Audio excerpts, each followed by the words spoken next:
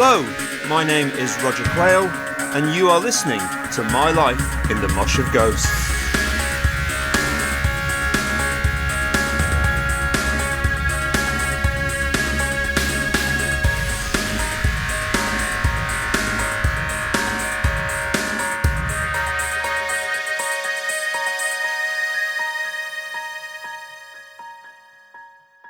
Hello there, everyone. This is Roger Quail, back with a fresh episode of My Life in the Mosh of Ghosts, and thank you so much for joining me. In the afterglow of the long-awaited re-release of Thirst, the second album by ClockDVA, this feels like a good time to revisit my teenage diaries, to reflect on the recording sessions and share my notes from all those years ago. Given that the first ClockDVA album, White Souls in Black Suits, was recorded in a day and a bit, having 6 days to record the follow-up felt positively indulgent. Furthermore, to be travelling away from home to work in a 16-track residential recording studio with a professional producer had the distinct air of an early brush with the big time. I believe Rod Pierce from Fetish Records first saw ClockDVA at the ICA in London on June 22nd, which also marked guitarist Paul Widger's first gig with the band. Earlier in the evening, Paul played his final show with They Must Be Russians, but with just a change of shirt and a sharp haircut between the two sets, he was now stepping up for ClockDVA. Genesis and Cozy from Throbbing Gristle came backstage after our performance. Fetish had re-released TG's 1977 Industrial Records debut, the second annual report, the following year, and had successfully pressed and sold a further run in 1979. ClockDVA co-founder Addy Newton had a relationship with Throbbing Gristle which dated back as far as the summer of 1978. By early July, my diary entries are describing ClockDVA as fetishists, which suggests a recording agreement was close. Rod Pierce was also at the ClockDVA and vice versa gig at the Moonlight Club in London on July 17th for further talks. A couple of weeks later, I was round at Addy's flat listening to Fetish releases from the likes of Snatch, WKGB and The Bongos. The name of producer Ken Thomas came up, together with notes about a trip to Surrey to record. 7 of the 9 songs recorded for Thirst were played live at the Futurama Festival in Leeds on September 13th. Both Moments and Impressions of African Winter were in embryonic form at that stage. So, here we go, my diary entries on a day-by-day basis, followed by a little bit of context at the end of each day's notes. Sunday, 28th September 1980. ClockDVA travelled to Jacob's Studios at Rionagh near Farnham in Surrey to record our album. Unfortunately, Derv gets into the petrol tank of our minibus. As a consequence of this, we arrive at Rod's flat in Denby Street very late, then push on to Jacob's. The day had started on schedule, with just the 5 of us, Addy, Judd, who was driving, Charlie, Paul and me, in a rented minibus. When we pulled into Scratchwood Services on the M1 just north of London to top up the tank, Addy, for the first and only time, volunteered to do the pump duty, but somehow chose diesel instead of petrol. A few miles further on, the van started honking and smoking as the petrol engine got clogged, and we spluttered to a halt on the hard shoulder just by Mill Hill. It took 3 hours for a mechanic from a local garage to come to our rescue, tow us back to Scratchwood, and then flush the tank so we could continue on our now not so merry way. Finally, we made it to Rod Pierce's tiny flat in Pimlico, the modest HQ of Fetish Records. Monday, 29th September. Got up about 7 a.m. The rest of the band strongly disapprove.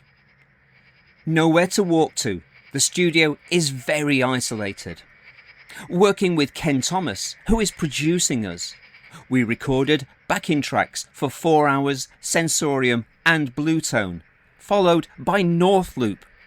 Then started overdubs. What can I say? I was up early. I was going to go for a jog, only to find we were deep in Martha Reeves country. Nowhere to run to. We saw a badger on a remote country lane last night. A real live brock. I'd only ever seen one in the Tufty Club books before that. I think Rod Pierce had sold Addy on the idea of Ken Thomas producing ClockDVA on the basis that he had worked with David Bowie. Ken would have been a young tape-op at Trident in London in the early 1970s, and had also engineered Wire's classic Pink Flag album. Of course, had Rod mentioned that Ken also had credits on David Essex and Gentle Giant albums, the response might well have been less enthusiastic. Everyone was happy with a good solid start. Paul Widger recently reminded me that the backing track for 4 Hours was in fact the first and only take. Tuesday, 30th September. Yesterday was my birthday. I am now 20.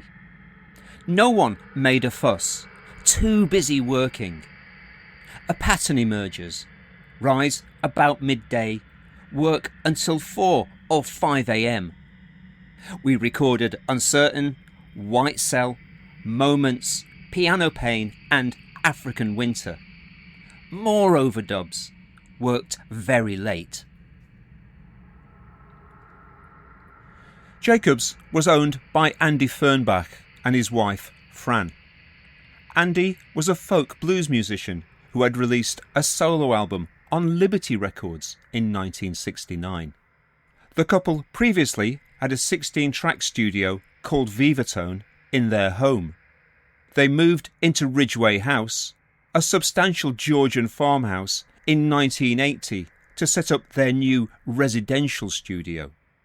It was named Jacobs after a breed of sheep that were farmed in the local area.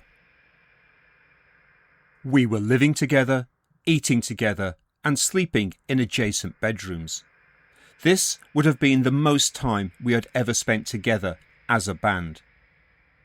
Everyone was very focused on doing their best possible work in the relatively short period of time we had available. Our cohesion and unity of purpose was remarkable. Ken teased us with a story that the Ampex tape recorder we were using was the very same one that Mike Oldfield had used for Tubular Bells. A mischievous wind-up to keep a group of very earnest young post-punk musicians guessing. Wednesday, 1st of October. Spent all day overdubbing. Judd and I have virtually finished. He cannot relax. He acts strange, like a tiger in an unlocked cage. Met Dave Allen from the Gang of Four, mixing live tracks on the Rack Mobile for Erg, a music war. Tomorrow we start mixing. The weather is fine. I loved watching Paul and Charlie overdub their parts, marvelling at their little nods to each other as they skillfully swapped trills on Moments. Then Charlie stacking his horns on the chorus of 4 Hours, which I felt gave it a Dexys meets Stax feel. Or hearing Paul's swampy slide guitar smears on Uncertain. Addy too brought his atonal disruption with his primitive hammering on sensorium and his 8-track cartridge machine of subversive, invasive sounds on piano pane, blue tone and white cell. I was too young to understand that working non-stop in this off-the-beaten-track location might affect Judd negatively. He was used to having some kind of chemical stimulant in his bloodstream most of the time. However, that was about to change. Thursday, 2nd of October. Everyone takes an active part in the mixing, even Judd, who wanders into the control room demanding more bass. The sound is bright and strident, with the vocals largely audible. Undecided on a title as yet, possibly Thirst. Rod from Fetish came down to Jacobs to check on progress, bringing with him graphic designer Neville Brody's terrific War Baby illustration, which would end up being used as the front cover artwork on the album. I remember Rod suggesting Slow Mo as a possible album title. I thought this was a bit too close to Ultravox's track Slow Motion. At one point, back up in Sheffield, the working title for the album had been Sexual Morality, but when we saw the juxtaposition of Neville's striking image and considered the figurative meanings of the word itself, there was a definite swing towards Thirst.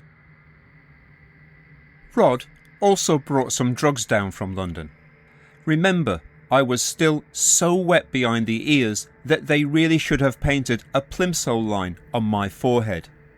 So when I heard somebody say, "There's some coke in the control room," I was naively expecting fizzy pop rather than white lines. Friday, 3rd of October. I have sat through the Thames TV telethon and survived. Also watched the fall of Muhammad Ali. Unpleasant to see. ClockDVA in the final stages of mixing while U2 dropped in.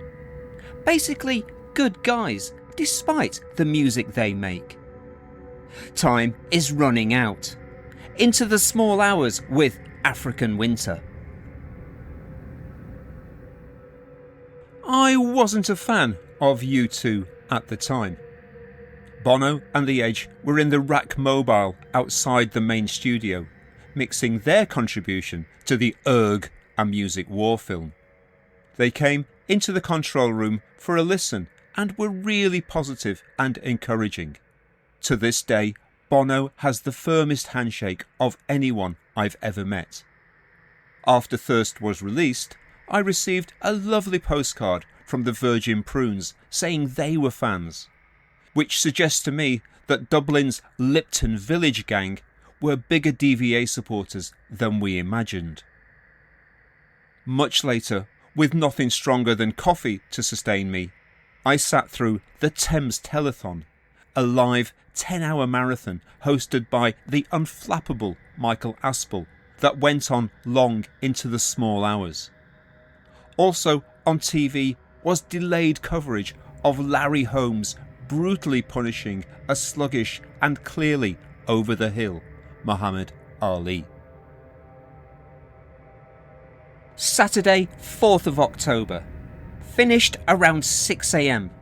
It sounds like the definitive statement we wanted to make. Excellent. Dropped Ken off at Rod's flat, then headed home. Many hours without sleep until I drift off around 8 p.m. I think my sense of time is out of sync. Judd came up with an inspired percussive bass part for Impressions of African Winter, dampening the strings while hitting them with a timpani mallet. Ken then made this hypnotic pattern into a tape loop which formed the foundation of the track. The rest of us then played over the loop, trying to stay in strict time, something that did not come easily to me. This was the last track we mixed in the hours just before dawn. First light was starting to illuminate the low, wispy mist that had settled on the fields beyond the windows of the control room. All hands on the faders, following Ken's guidance, working together as a team. I remember it was a bright sunny day as Judd drove us back up the M1 to Sheffield. Charlie had a cassette of the album that Ken had run off for him, which he was listening to intently on his Walkman. He delivered his verdict somewhere around Toddington services. "That," said Charlie, smiling, "is fucking brilliant." After that, there was some toing and froing with some of the mixers. Ken's first devastating mix of Uncertain sadly had to be shelved because the frequency peaks would have made the vinyl skip. Personally, I've always felt the released version, while making a fine opener and statement of intent, lacks a little of the immersive Bayou voodoo that we captured in the room on that Tuesday evening. The album was finally mastered for manufacturing on December 1st and was in the shops on January 23rd, 1981. 16 days later, ClockDVA played the Fetish Night Out at the Lyceum Theatre in London. Reviewing the gig for the NME, Gavin Martin said, "The revelation of the evening, possibly a lifetime, are ClockDVA. They are going to be the best group in the world." This version of ClockDVA broke up on May the 11th, 1981. I was lucky enough to work with Ken Thomas again many years later when I was A&R manager on a Gavin Friday album he was producing. When I met him at Dublin Airport, he said, "I remember you. You're the drummer." Ken's later production work for Sigur Rós, M83, Dave Gahan, Mount Wolf and Maps was never less than stunning. He died in the summer of 2001.